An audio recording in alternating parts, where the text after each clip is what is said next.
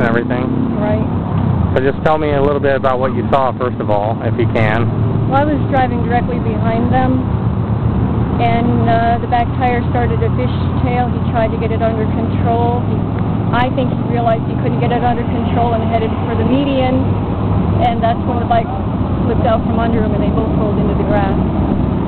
So it must have been a terrible thing to witness.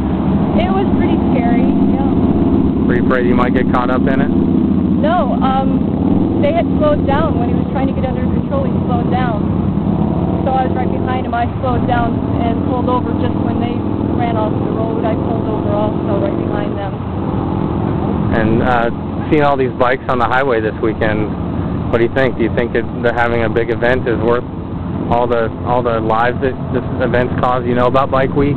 I know about Bike Week. I think if people take precautions and have their equipment in good running order and are aware, then everything's okay. This had nothing to do with anything but the own. I think maybe the bike had a problem with the tire or something. I don't think that. I think people should, if they're riding a bike, stay in a slower lane and be more careful. Yeah. But it's hard to when you have a bike. I realize that. And there's just so many of them out there right now. Well, he was alone. There were no other bikes around. So, somebody said that a nurse came up on the scene. Did you see that? Within 30 seconds, there was a nurse. And what did she do? She immediately started first aid.